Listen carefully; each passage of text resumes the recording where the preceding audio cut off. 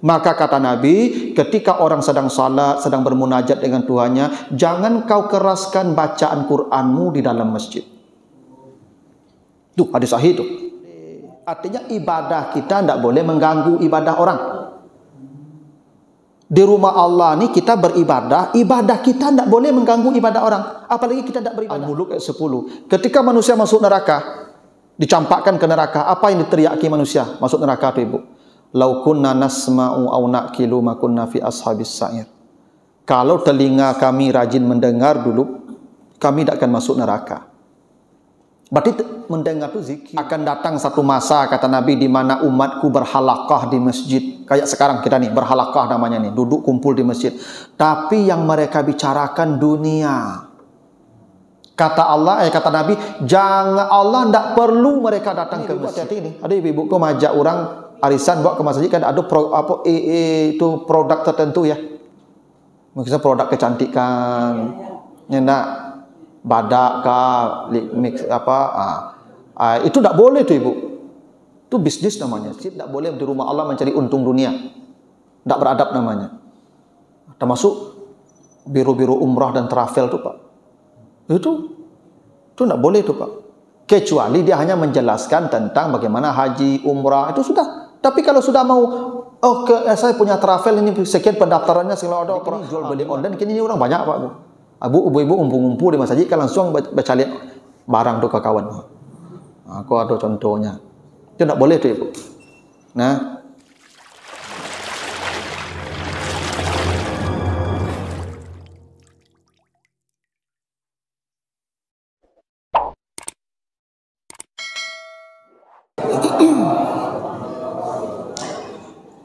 Alhamdulillahirabbil alamin. Assalatu wassalamu ala asrafil anbiya'i wal mursalin wa ala alihi wa ashabihi ajmain. Bapak, ibu-ibu kaum muslimin jamaah salat maghrib yang dimuliakan Allah, kembali kita bersyukur kepada Allah atas segala karunia-Nya. Salawat dan salam untuk Nabi kita Muhammad sallallahu alaihi wasallam.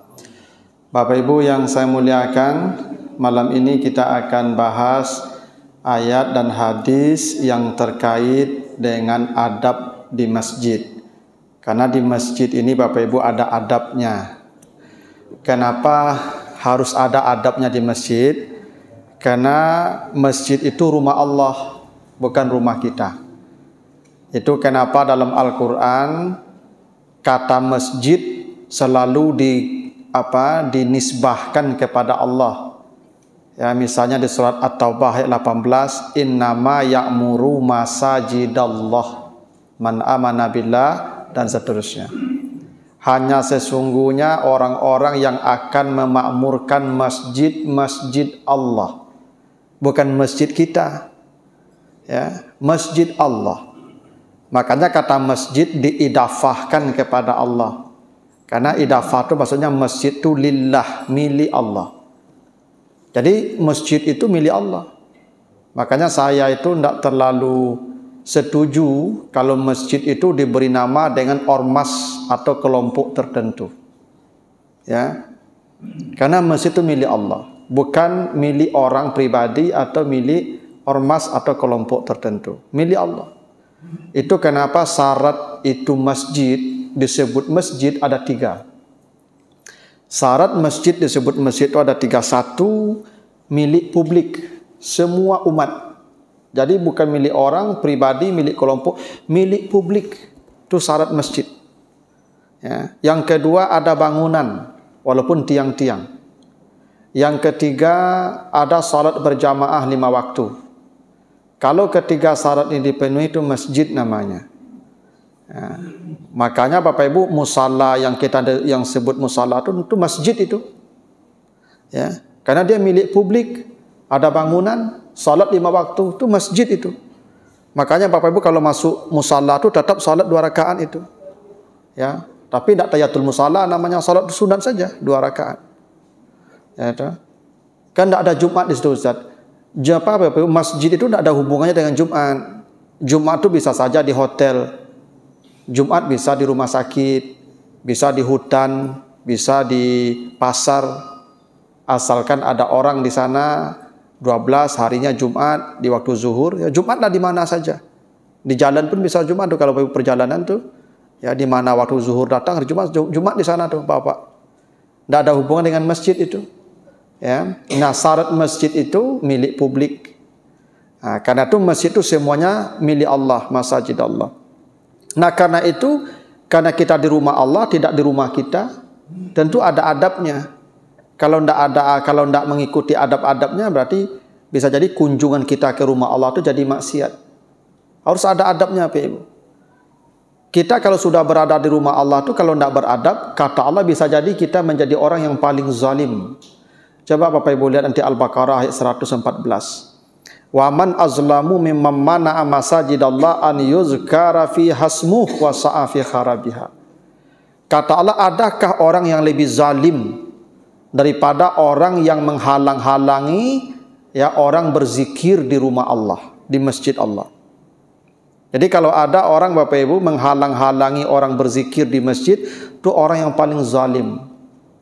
Menghalangi orang berzikir di masjid itu bukan hanya menutup akses ke masjid, bukan hanya menutup pintu masjid. Enggak. Menghalangi orang berzikir di masjid itu, orang salat, orang beribadah, orang berzikir, ibu, bapak mau tarik orang itu, menghalangi orang berzikir namanya itu. Enggak beradab namanya itu. Ya. Orang berzikir, orang mengaji, orang ya salat sunat, orang mendengar ceramah, awak mota.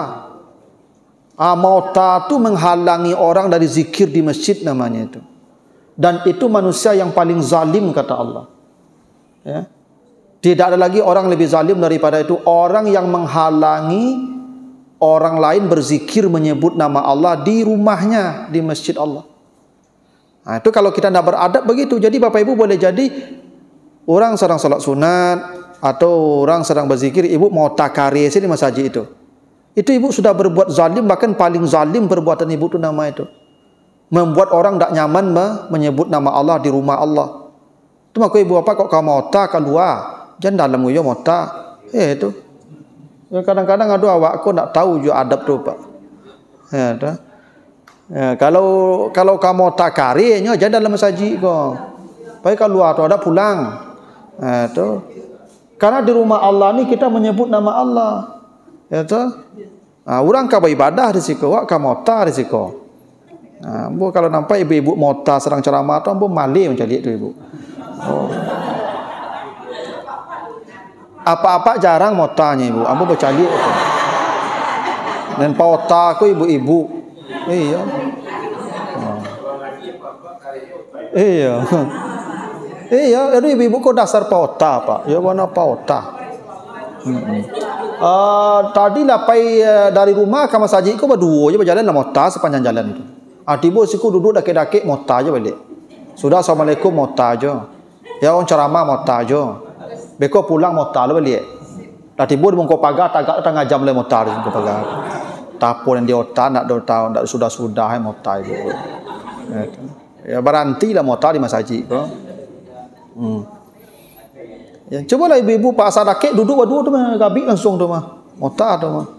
Tu makanya ibu-ibu ambo kalau nampak ibu-ibu mota ambo ceramah tu ambo melengah tu ambo kamari berdoa. Ya tu. Karena kalau boleh mota kan tak perlu kecik ambo lah tu.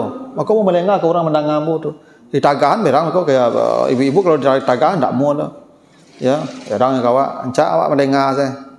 Itu ibu mandi kau ado ambo melengah kau melengah ambo nya tu tandu ibu mota tu. Jadi saya ambo kalau ceramah kalau nak baduk ibu kalau model kau baduk tu tandu dengan samping ambo kau mota kau. Tu. Apa jarang mota nya. Kau ado apa-apa pota ibu maja tu. Gitu. Nah, karena itulah Allah mengatakan itu zalim orang itu tu. Itu termasuk menghalangi orang berzikir di rumah Allah namanya itu. Dah ibu kalau cobalah ibu. Ibu kalau mendengar ceramah, tu orang mau takari di samping ibu. Tak tagadu ibu rasanya ya? Tagadu awak ibu. Iya betul dah mau tayo lah kecil betul. Gitu. Ya ini karena itu perlu adab. Jadi banyak adab-adab di masjid itu, Ibu ya. Nabi sebut, Allah sebut dalam Al-Qur'an, Nabi sebut dalam hadis-hadis. Nah, kita akan bahas hadis-hadis, ayat-ayat dan hadis-hadis tentang adab-adab supaya kita kalau di masjid ini memang pahalanya besar. Karena kata Nabi begini, Ibu. Hadis Bukhari Muslim ya. Sab'atun yuzilluhumullah fi zillihi yauma la zilla illa zillu. Ada 7 manusia nanti yang diamankan Allah di padang mahsyar. Saat manusia kepanasan, kehausan berdiri 50.000 tahun di padang mahsyar itu, yang tidak ada manusia yang kuat berdiri di sana itu. Tapi ada manusia itu di bawah naungan Allah. Allah bikin naungan di sana yang teduh, sejuk, tenang, tidak ada payah, tidak ada panas, tidak ada capek, tidak ada haus. Mereka sampai hisab selesai tenang saja. Ada 7 manusia kata Nabi. Siapa yang 7 itu salah satunya rajulun mu'allakun kalbuhu bil masajid. Orang yang tentram hatinya berada di masjid. Nah, Ibu, orang yang hatinya tentram berada di masjid. Berarti kita ni, Ibu, kalau ada orang lah tentram hati di masjid, Ibu, inyo tu tentram di masjid kau nyo. Ya, nyaman, tak gantung hati di masjid kau, Ibu. Ya tu. Ada orang Bapak Ibu tiba paling kemudian pulang paling dulu, itu ndak lah tu. Selalu kamai orang tiba boleh. Assalamualaikum orangnya tabang leh. Tu ndak masuk lah tu. Nyaman di masjid kau. Kok tiba paling dulu, kok pulang paling kemudian, sudah salat berzikir, berdoa, tengah ceramah. Itu orang yang hatinya tergantung tu dijaminan Nabi itu. Besok pertama diselamatkan Allah di padang mahsyar. Dah hebat duduk di masjid ni, Ibu ya. Kalau beradab. Tapi kalau tidak beradab, jadi zalim itu kata Nabi. Allah sebut begitu tu. Nah, kita akan lihat apa saja adab-adab kita berada di masjid. 1. Surat Al-A'raf ayat 31. Apa kata Allah? Ya bani Adam khuzu zinatakum inda kulli masjidin. Ini adab pertama. Wahai anak Adam, pakailah pakaianmu yang paling indah ketika kamu datang ke masjid Allah. Jadi Bapak Ibu kalau pergi ke masjid, khuzu zinah, pakai perhiasan. Perhiasan itu bukan galang, bukan cincin, enggak. Perhiasan itu pakai pakaian ibu bapak yang paling indah. Cuai ibu bapa menghadap Pak Gubernur, menghadap Pak Wali Kota, menghadap pejabat, pai baralik, itu ke masjid ko. Iku pai baralik dak tanggung segenya loh. Pai ke masjid berdaster bau labun karingek dia. Ibu itu iya, ibu itu pai ke masjid daster lalu jadi pakai jo. Ganti daster tu. Kadang awak lalu tu baik karinge, ya nak. Boleh pakai mukena. Ustaz, iyo ibu pakai mukena, tapi badan baju ibu tu, beko ketika sujud mahau kasut kidanya tu, ya tu. Tahu subuh tu, itu supaya apa? Supaya orang nyaman dekat kita. Iya tu, lebih bagus begitu, mandi ganti baju tu. Jangan daster lalu tu dipakai. Enggak. Ya apa-apa yo juga. Coba apa-apa tu cobalah kalau pergi ke masjid tu jangan dibuat kaos oblong. Ya toh, pakai pakaian apa menghadap pejabat. Ini kita menghadap Allah ke rumah Allah. Masa pakai pakaian ala kadar saya? Ada orang baju karaju lah pakai keringe nak, lah basah ketiak kuah. Itu dibuat pergi semayang ke masjid ibu. Coba bayangkan tu sujud pekor kambang ketiaknya. Orang sabala lah payahnya mana nangok apa ini. Ada. Memang kalau adab ke masjid kau pakai yang indah, ndak mahal ibu, ndak bukan mahal, indah. Karena keadaan pakaian kita ni mempengaruhi orang yang ada di sekitar kita. Cobalah ibu bapak, kalau ibu bapak babaun, mohon maaf nih, babaun baju orang tu dak ke awak semayang, ndak kelamu awak taluk situ lu tu. Itu awak pun semayang ndak nyaman ibu. Ya kan? Mana kecapek salam situ mah. Enak. Maka ibu perlu perhatikan baju itu pokok pertama. Sebelum kita datang ke masjid, perhatikan pakaian kita. Bukan mewahnya ibu, tapi zina indah. Jangan membuat pakaian ibu apa, aduh apa-apa aku pergi semayang bagai dibuat baju kaos, merek-merek di belakang bagai. Ya enggak? Enggak ada merek-merek. Orang di belakang pastinya baca beko tu mah. Ya enggak? Kadang tulisannya bikin sakit hati ibu. Yang baca gila, jangan baca dah Wak. Yang baca ini gila caknya. Maka jangan dibuat nama merek-merek, apalagi yang iklan-iklan apa produk tertentu, pasti orang dong baca. Pakai baju yang indah, model-model papa, pakai kemeja, pakai koko, pakai batik. Itulah standar itu. Jangan pakai kaos pun lagi yang kelepaknya lah nyerapi-nyerapi ni. Itu ndak ada adab ke rumah Allah nama itu. Ya toh. Yang indah tampilan tu ibu situ loh. Ya toh. Mukena ibu tu perhatikan. Yang indah, pijan yang menorak loh. Tak boleh lah norak loh. Jangan ibu pakai lo mukena dan mencolok warna-warni beku orang di belakang ibu nyopikian di mana bali ibu kawannya. Ya tu alamang gaduh orang semayang lah nama tu. Ya ibu kan cutu. Ibu sana nampak beda orang jawabnya pasti tak kana di mana bali ibu kau tu. Maka sudah assalamualaikum juga abi bawa bali je. Kan dah. Gitu. Nah, jadi ibu bapak kalau pergi ke masjid adab pertama tu pakailah pakaian yang indah. Itu berpahala, perintah Allah. Tidak ada satu pun perintah Allah kecuali berpahala. Kan perintah Allah tadi. Hai anak Adam, pakai pakaianmu yang paling indah kalau kau datang ke masjid. Karena perintah Allah tidak mungkin tidak ada pahala. Ya toh? Pasti ada pahala. Nah, itu adab namanya. Supaya begini, kita kalau tampilan kita indah ke masjid, itu orang-orang di sekitar kita tu menjadi nyaman pula berada di masjid. Awak kalau orang di sekitar awak tidak membuat awak nyaman, pasti awak capek keluar. Kenapa? Mangga orang nyaman di mall, Pak Ibu. Kalau pergi ke mall tu rancak-rancak orang ke situ, Ibu. Kok nyaman? Kamu kok buru-buru kok orang kayak gaek. Saya di mall tu tapi pulang orang capek tu mah. Tapi di mall tu nang mudo-mudo nang bakilik dan rancak-rancak tu kok lama-lama orang di mall tu, Bu. Ya nak?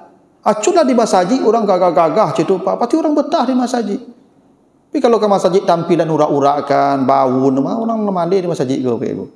Ya tu, itu adabnya itu. Pakai pakaian yang indah. 2. Hadis dari Jabir, hadis Bukhari Muslim. Ini hadis sahih ya. Man akala sauman au basalan falyatazilna au qala falyatazil masjidana wal yaqut fi baitihi. Kata Nabi, siapa yang makan bawang merah, bawang putih, maka dia jangan masuk ke masjid kami, duduk sajalah di rumah, kata Nabi. Itu hadis sahih Ibu ya. Siapa yang makan bawang putih, bawang merah, jangan datang ke masjid kami, duduk sajalah di rumah. Ini bukan berarti Bapak Ibu, ini ya makan ini kalau kita makan yang beraroma tidak sedap, ya bawang contohnya dulu bawang yang dimakan Nabi. Nabi tidak makan bawang, tapi dulu di masa Nabi bawang yang ada yang baunya tidak sedap. Karena Nabi pernah ketika Nabi hijrah, Nabi menginap di rumah Abu Ayyub Al-Ansari. Nah, Abu Ayyub ini pernah masak yang ada bawang. Nabi tidak makan masakan itu. Abu Ayyub tanya, ya Rasulullah, kenapa kau tak makan masakan kami? Tidak enakkah masakan kami? Kata Nabi, saya tidak makan bawang. Karena bawang itu aromanya tidak sedap. Makruh, itu makanya makruh namanya. Makruh itu dibenci. Dia tidak haram, dibenci saja. Maka Bapak Ibu kalau makan jari yang patai, bawang itu ya jangan datang ke masjid, kata Nabi. Ini maksudnya jangan Bapak Ibu mengira rancak makan jari yang tak perlu ke masjid, rumah saya lah. Nanti kecek Nabi begitu. Tak begitu tu Ibu. Maksud Nabi melarang Bapak Ibu ke masjid itu, Bapak Ibu jangan datang ke masjid kalau aroma mulutnya tidak sedap. Tuh. Yang makan jariang, yang makan patai, ya, jangan ke masjid kecuali bersihkan mulutnya dulu. Itu adabnya. Kalau tidak di rumah, kata Nabi. Gosok gigi itu. Apalagi subuh tu. Kadang-kadang ada orang tidak sensitif, Pak dan Bapak Ibu. Malam dah makan jariang, makan patai. Itu. Tak gosok lagi gigi subuh kalau. Tak gage-gage ke masjid.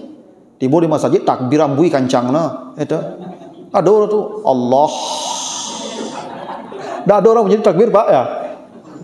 Ya kan? Coba bayangkan orang sebelahnya tu, perasaannya kira-kira sampai sudah semayang tu Pak Ibu. Kata dan nak kadakitnya semayang selainnya. Makanya Bapak Ibu pergi ke masjid tolong gigi gosok. Kalau berbaun makan parmen tu. Makanya kan ada hadis sahih tu ya. Kata Nabi, laula an asukka ala ummati. Kalaulah tidak membebani umatku, la amartuhum bisiwaki fi kulli salatin. Saya wajibkan mereka menggosok gigi setiap salat. Artinya menggosok gigi itu hampir wajib hukumnya setiap salat. andai tidak akan membebani umatku, kata Nabi, saya wajibkan mereka menggosok gigi setiap salat. Siwak namanya zaman dulu. Terus sekarang gosok gigi. Itu kenapa Bapak Ibu kalau pergi ke masjid terutama subuh lah, gosoklah gigi itu Ibu Bapak. Ya, gosoklah. Jangan tidak digosok gigi itu. Ya, dulu le aman dia pakai masker nak mambu-ambu ya itu surang balik. Kalau kini masker kalau baca bui Pak. Ya, dulu ketika pakai masker lagi gak aman mah. Makan jari yang mana malam tak gosok gigi ambu-ambu ya rusuh surang ke dalam balik. Ya, kalau kini kan tak bisa lebih pula masker lape perlu digosok gigi itu. Tu adabnya tu. Ibu cobalah kalau bau anguk orang Sabala ibu tu kancang. Lah nyaman ibu beribadah. Tak nyaman lah. Ya, makanya itu ada adab namanya. Ini kan kita tamu Allah semua. Saya tamu Allah, ibu bapak tamu Allah. Kita sama-sama tamu Allah. Tak boleh mengganggu tamu Allah di sini. Itu maksudnya. Makanya gigi kita digosok gitu supaya aroma. Jadi Bapak kalau kamu jangan makan yang kalau kamu makan jariang makan patai beko lah pulang di masjid. Ya toh? Jangan pergi ke masjid itu makan yang beraroma tidak sedap. Itu tidak beradab namanya itu. Itu dua ya. Kalau pergi ke masjid hindari makanan yang tidak ya sedap aromanya. 3. Iza dakhala ahadukum al-masjid falyarka rak'atan qabla ayajlisa. Ini hadis Bukhari Muslim juga. Apabila kamu masuk masjid, adabnya jangan duduk kecuali kamu salat dulu 2 rakaat. Itu adab itu. Kalau ibu bapak masuk masjid, kapanpun masuk masjid, jangan duduk kecuali salat 2 rakaat. Adabnya, kapanpun masuknya, apapun keperluannya, salat 2 rakaat dulu. Nah ini bukan hanya perintah salat. Gini, Nabi mengatakan kamu masuk masjid jangan duduk kecuali salat 2 rakaat. Syarat salat apa? Berwuduk, suci. Artinya jangan pernah masuk masjid dalam keadaan tidak suci. Itu maksudnya. Salat konsekuensi bersuci. Jangan Bapak Ibu masuk masjid kalau tidak bersuci. Karena kita di tempat yang suci, di rumah Allah yang suci, syaratnya kita suci pula. Tidak boleh tidak suci di sini. Itu kenapa orang junub haram masuk masjid. Makanya kata Allah begitu di surah An-Nisa 43 tu. Apa kata Allah? Wala junuban illa abiri sabilin hatta tagtasilu. Jangan pernah kamu ya mendekati salat dan tempat salat ketika junub sampai kamu mandi. Tak boleh. Makanya ibu-ibu haid tak boleh masuk masjid. Kenapa? Ini rumah suci. Ibu tak suci. Walaupun ada pendapat mengatakan begini, dulu kenapa perempuan dilarang masuk masjid dalam keadaan haid? Dulu tak ada pembalut, tak ada pengaman, takut darah tercecer di masjid, kotor masjid. Tak begitu. Dulu masjid tak seperti sekarang, tak ada keramik, tak ada kia, tak ada karpet. Dulu masjid lantai kasih saja. Masjid Nabawi itu lantai kasih saja. Kau sahabat meludah ke dalam masjid itu. Kata Nabi, kalau kamu batu ada dahak, meludah ke kiri. Bagaimana cara menyelesaikan meludah di masjid itu? Timbun, kata Nabi. Dulu masjid kok gampang urusannya. Makanya ada orang Badui datang pipis ke di sudut masjidnya. Sampai Umar berang tu kena lampang di Umar tu, kata Nabi biarkan, kata Nabi. Setelah pipis orang tu suruh ambil air 1 ember. Ambil air 1 ember, siramkan di sana suci itu. Gitu. Itu artinya masjid seperti sekarang. Jadi kalau ibu-ibu berceceran darah haidnya pun gampang, tinggal timbun saja. Suci, bersih.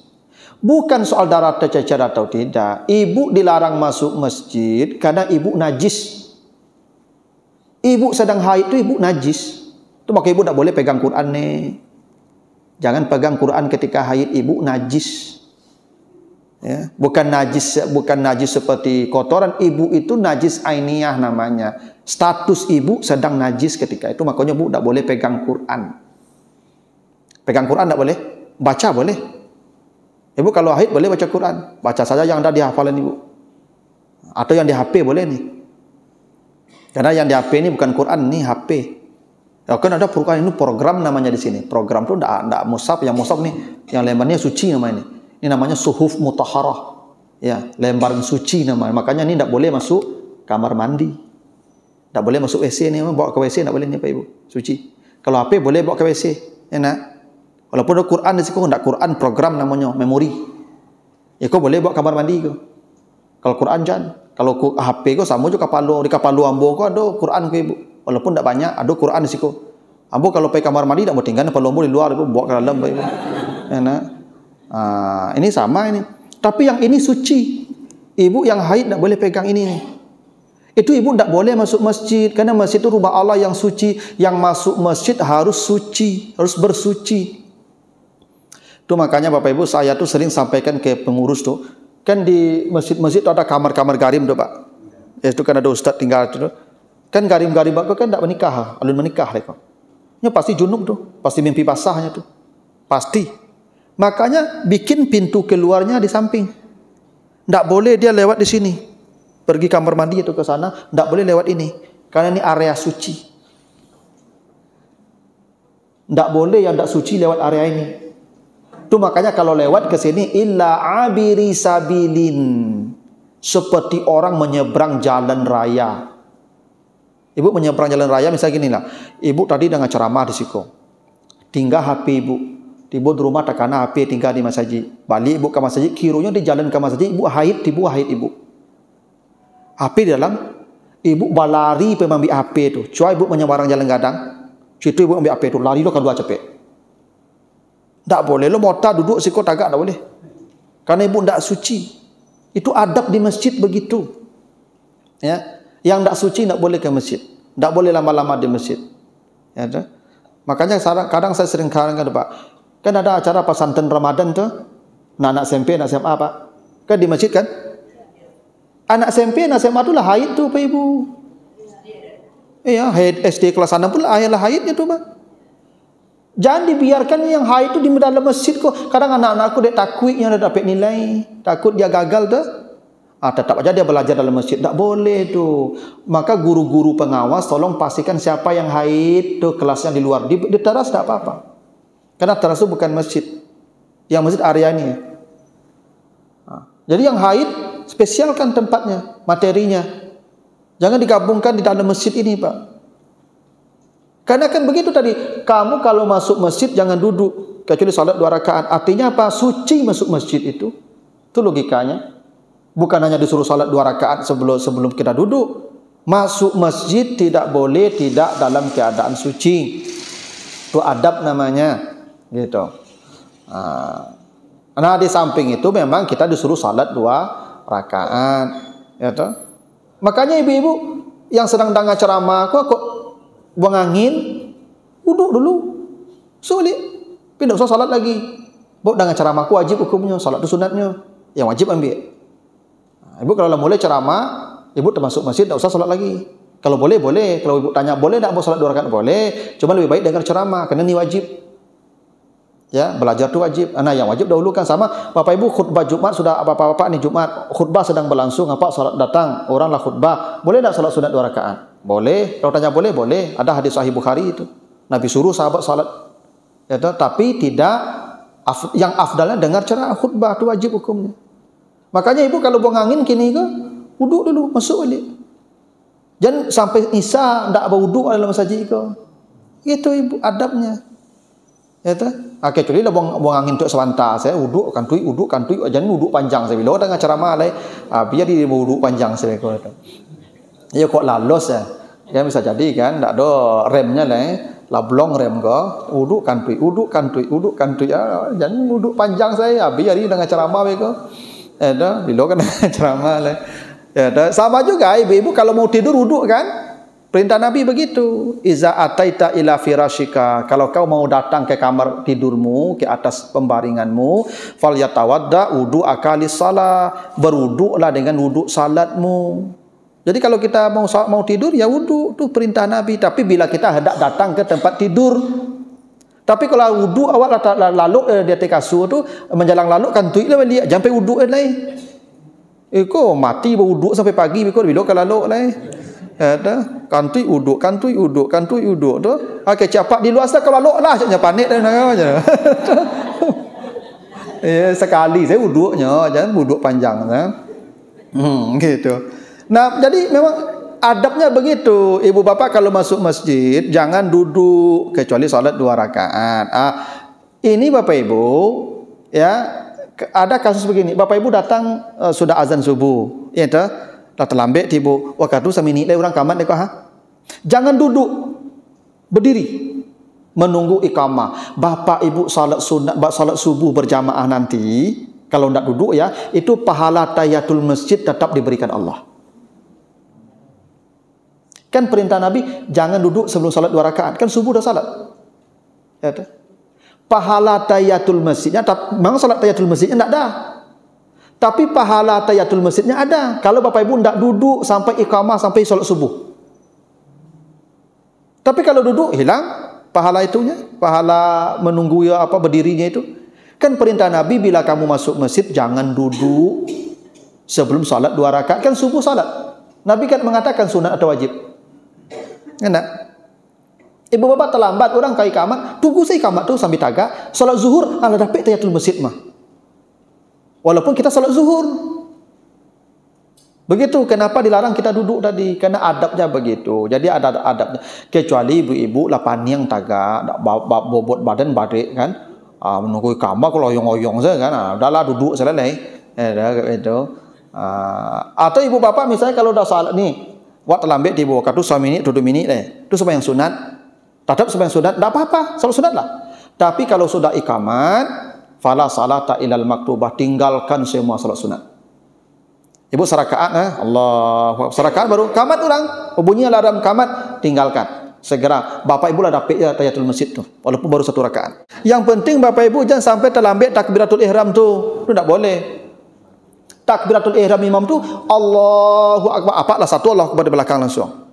Kan kata Nabi begitu, ju'ilal imam liyutamma bi, imam wajib diikuti. Iza kabbara fakabbiru, bila dia sudah takbir langsung kamu takbir. Maka pakai fa, takkib. Jangan imam pula takbir sembahyang sunatnya rusud. Apa dosa tidak, tapi Allah murka. Allah marah kepada orang yang mencari yang sunat, mengabaikan yang wajib. Allah murka pada orang yang begitu. Makanya ibu-ibu bapak kalau nanti udah ikamat berbunyi alarm dulu, kan ikamat orang itu yang ikamat sajalah. Kalau sudah berbunyi alarm ikamat saja langsung. Jadi pikir orang sembahyang belakang tu kayak tunggu sudah bilo ke sudah beko tu ikamat saja lah. Apa ibu orang kalau ikamat itu berhenti saja jangan menyerengi lo kadang ikamat uang tak mencelik cali orang jangan menyerengi lo terlambat tiba menyerengi orang lo capek dah tiba tadi. Kadang-kadang ada sebagian awak cetu tu pak, aku telah tiba kemudian itu tidak ditunggu orang no. Kamai saya langsung asal bunyi alarm kamai, asal bunyi alarm kamai. Yang sarung sembahyang tinggal, ya kan? Baca rumah meninggal saja, ya tinggal saja. Karena itu kalau sudah ikamat berhenti saja. Tapi memang adabnya begitu, jangan duduk. Kecuali kita salat 2 rakaat atau berdiri saja menunggu ikamat hingga kita salat subuh. Ya, itu duduk, kita duduk salat subuh itu. Itu aturannya. Ada kasus. Jadi kasus itu hadisnya begini. Ini seorang sahabat, dia terlambat datang. Nabi sudah salat subuh. Habis salat subuh, salam, dia salat sunat 2 rakaat. Kan tak boleh salat subuh selesai salat subuh salat sunat. Nabi bertanya, ma hazihis salat, engkau salat apa setelah subuh? Kata dia, tadi saya terlambat datang, engkau sudah salat subuh. Saya biasa salat 2 rakaat sebelum subuh. Tak pernah saya tinggalkan. Tadi saya tertidur hingga terlambat datang ke masjid. Oh, Nabi diam, fasakata, famarra. Nabi diam dan berlalu. Tak mengatakan boleh, tak melarang. Apa maksud itu? Itu tergantung kondisi orang. Kalau ada orang selalu salat rawatib qabliyah subuh, selalu tak pernah tinggal. Sekarang dia tertidur, terlambat, jago, pas ke masjid orang langsung yang subuh, dia boleh mengqada. Pikot lambeknya dek main HP tadinya, dek menonton tadinya, dek santai-santai tadi tak berlaku. Tak berlaku.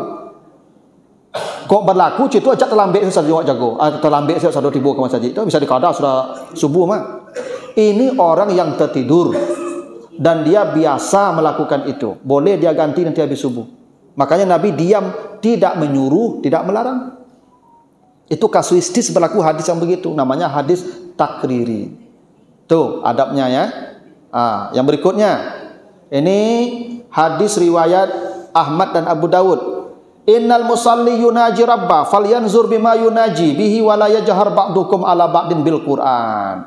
Orang yang sedang salat itu sedang bermunajat dengan Tuhan. Munajat sedang berdialog. Dia sedang mau tauta aja Tuhan. Dia salat kamu tauta aja Tuhan, Ibu. Kamu minta tuh, iya kana berdua, iya kana uyu cek Tuhan. Ihdinas siratal mustaqim. Jadi cek Tuhan itu. Oh, sedang mengecek ya Tuhan tuh, Ibu. Maka kata Nabi, ketika orang sedang salat, sedang bermunajat dengan Tuhannya, jangan kau keraskan bacaan Qur'anmu di dalam masjid. Tuh, hadis sahih itu. Bapak Ibu, kalau ada orang salat, ada orang sedang beribadah, jangan dikeraskan bacaan Quran. Baca Quran saja tidak boleh keras, apalagi mota. Baca Quran saja tidak boleh keras ketika orang ada sedang salat. Itu makanya saya tuh Bapak Ibu kalau hari Jumat itu, kalau sudah ramai orang datang, tidak usah muratal dibunyikan lagi. Karena orang sedang bermunajat, sedang salat sunat, sedang berzikir, sedang baca Quran pun udah diam sajalah. Oh tu mimbau orang tu tak perlu diimbau tu. Kau pakai Jumat karena Jumat tibo eko tu mah. Akan imbau. Wajib Jumat tu mah. Orang pai beribadah aku berencana Bapak Ibu. Kalau tak berencana ada ketibo copot ke mimbau lah. Endak. Bapak Ibu pai tangga wiri ku berencana tadi mah. Hendak berencana dipacien pulang mah. Enak. Ini ibadah aku rencana Bapak Ibu. Ya. Kalau ada orang sedang salat sunat itu jangan keraskan bacaan Quran. Coba bayangkan membaca Quran keras saja tidak boleh. Artinya ibadah kita tidak boleh mengganggu ibadah orang. Di rumah Allah ni kita beribadah, ibadah kita tidak boleh mengganggu ibadah orang. Apalagi kita tidak beribadah. Itu. Coba kamu kecil ibu-ibu kalau kamu tahu orang sembahyang sunat, orang berzikir pulang capek. Itu. Kalau sama-sama baca Quran bagus. Ya tidak apa-apa kalau sama-sama baca. Itu. Ya sama-sama baca kan tak apa Pak. Oh baca Quran aja baca Quran lah, tak apa. Tapi kan ada aturan lain, bila dibacakan orang Al-Quran, yang lain diam menyimak. Kalau tidak dikeraskan bacanya, baru baca. Kalau ada orang baca, simak saja diam. Pahala kita sama dengan yang baca. Itu. Makanya Bapak Ibu, kalau ada sama juga kan orang sedang berzikir. Orang sedang berzikir jangan diganggu Pak. Suara kita pelankan. Makanya ibu pendengar ceramahku sedang berzikir kok mah. Zikir itu jangan Bapak kita kan lafal saja subhanallah subhanallah itu yo, tapi zikir mendengarku zikir yang paling hebat. Kata Nabi Allah tidak akan mengazab orang yang berzikir. Selama orang berzikir Allah akan menunda azab. Dan kata ini Bapak Ibu kalau baca nanti surat apa? Al-Muluk ayat 10. Ketika manusia masuk neraka, dicampakkan ke neraka, apa yang diteriaki manusia masuk neraka itu Ibu? Lau kunna nasma'u aw naqilu ma kunna fi ashabis sa'ir. Kalau telinga kami rajin mendengar dulu, kami tidak akan masuk neraka. Berarti mendengar itu zikir. Orang mendengar itu zikir. Itu makanya Ibu ketika mati disuruh bacakan Quran kenyang itu. Kata Nabi apa? Iqra'u ala mautakum Yasin. Bacakan pada orang yang menghadapi kematian itu Yasin. Taklah mati dah Pak, menjelang mati itu.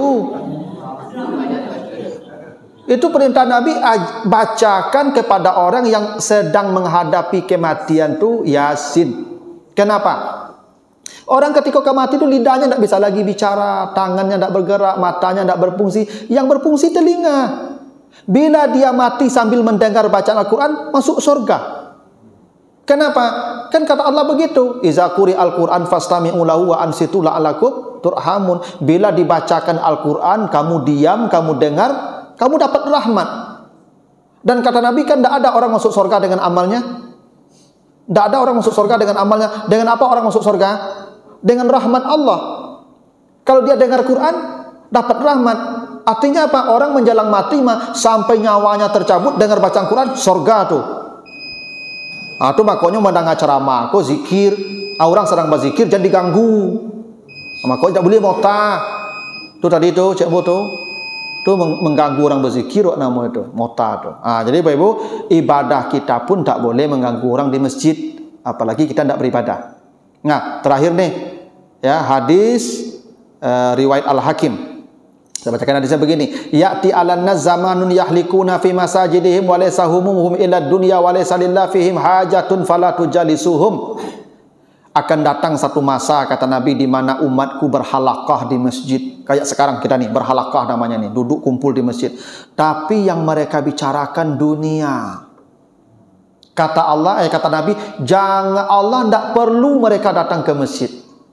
Kalau mereka duduk kumpul di masjid yang dibicarakan mereka dunia, keuntungan dunia, tidak perlu datang ke masjid, kata Allah. Allah tidak butuh kedatangan mereka. Dan kamu jangan duduk dengan mereka. Jadi kalau ada orang di masjid kok mau dunia, bisnis, maka kata Allah, kata Nabi, Allah tidak butuh orang itu ke masjid. Dan kamu jangan duduk dengan mereka. Dan itu akan terjadi. Kini ada ibu-ibu berkumpul arisan di masjid, langsung iklan, Bu, ada jilbab baru. Itu ibu yang cucu itu tidak beradab namanya itu. Tidak boleh kita mengurus dunia di masjid. Itu kenapa gini, Bu? Kenapa masjid di samping masjid dibangun Nabi pasar? Kalau kamu ingin berbisnis, keluar masjid, pasar itu. Kalau kamu ingin ke rumah Allah, wazarul bayi', kan begitu tuh? Izanu diyalis salati min yaumil ju'a fas'au ila zikrillah wazarul bayi'. Kalau kamu sudah datang ke rumah Allah berzikir, tinggalkan bisnismu di luar masjid. Bila kau ingin mengurus duniamu, keluar dari masjid, itu ada pasar di samping masjid. Tak boleh kita, ini ibu-ibu hati-hati ini. Ada ibu-ibu kau majak orang arisan bawa ke masjid, kan ada itu produk tertentu ya. Mungkin produk kecantikan, nyenak badak kah, mix itu tak boleh tuh ibu. Itu bisnis namanya itu. Kalau menyampaikan informasi tentang kesehatan itu boleh. Tapi kalau sudah keuntungan ujungnya, tidak boleh. Di dunia tidak boleh mencari, di masjid tidak boleh, di rumah Allah mencari untung dunia. Tidak beradab namanya. Termasuk biro-biro umrah dan travel itu Pak. Itu tidak boleh itu Pak. Kecuali dia hanya menjelaskan tentang bagaimana haji, umrah, itu sudah. Tapi kalau sudah mau, saya punya travel ini sekian pendaftarannya, selalu ada di luar itu. Nah itu. Ya, kan ada ustaz-ustaz kok punya biro bagi Pak. Itu. Itu hati-hati Pak. Yang tidak boleh itu cari dunia di sini, cari untung. Cari untung tidak boleh. Untung dunia. Kita di sini untung akhirat. Tapi kalau Nabi dulu pergi perang, itu strategi perang itu di sini Pak, di masjid dibicarakan. Ya, bahkan ada sahabat yang gulat di masjid itu boleh. Ya, tapi kalau sudah untung dunia, bisnis wazarul bayi, kan begitu kata Allah. Bila kamu dipanggil ke masjid, segera datang menyebut nama Allah di sana, wazarul bayi, di depan pintu masjid, tinggalkan bisnismu dulu. Jangan kau urus di sini. Tidak beradab kita mengurus bisnis di sini. Itu adabnya. Jadi kini jual beli online, kini orang banyak Pak. Ibu-ibu umpung-umpung di masjid kan langsung baca lihat barang tu ke kawan. Aku ada contohnya. Itu tidak boleh tu ibu. Itulah dulu Bapak Ibu. Dah lebih kurang mohon maaf. Subhanakallahumma wa bihamdika asyhadu an la ilaha illa anta astaghfiruka wa atubu ilaika. Wassalamualaikum warahmatullahi wabarakatuh.